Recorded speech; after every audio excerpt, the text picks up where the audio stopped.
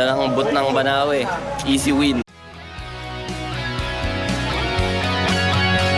Sa ingay ng syudad, matagal na nirahan, hinanap ang tahimik na daan.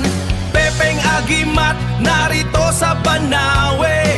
Bagong simula, bagong pamumuhay. Halina't samahan kami sa aming coffee shop, Kapepe for Life. Alright, let's go to the LTO. Isa sa mga mahihirap na necessities dito sa probinsya ay ang transportation. So, kailangan natin kunin yung lisensya natin. So, pupunta tayong LTO. Kainin muna natin ang ating mga busing. Gaya nito. Diba? Galit na siya. Tapos itong isa. Diba? Tapos lalagyan natin ng toppings. Shrimp something. Wait lang. Ayan, diba? Itong pusa ko na black, medyo ma-art ito eh. Kailangan mo siyang bantayan para kumain. Kumain ka na. So, pang hirap mo pakainin. Buti pa to si Oni. Hinihigop niya lang yung pagkain niya.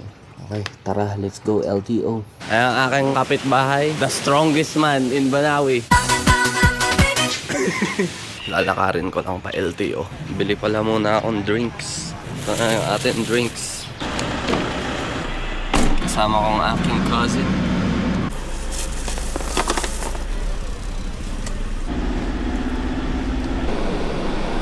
That is the correct.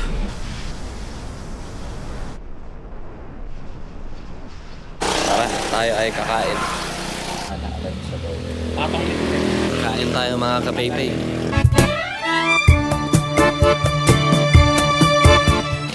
Busog. Are you full, cousin? Pop-up doll.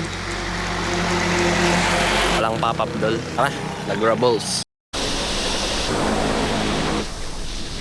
Balikan natin bukas yung LTO kasi wala yung pagpapamedikalan. Ganun talaga sa probinsya eh, hindi available lagi. Alright, ito yung the promised land of Kiangan. Let's go.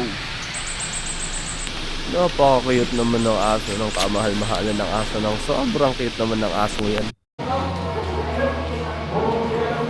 Oh my god, yung teritoryo ni Hingyon TV.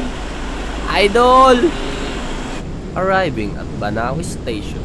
Paparating na sa Banawe Station. Ganda siguro ng view ng kabahay ng Blue Mountains.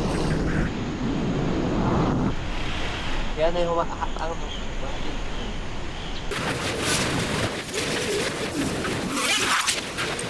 Alright, hanggang dito na lang mga kapaypay. And tandaan, Kapepe for Life.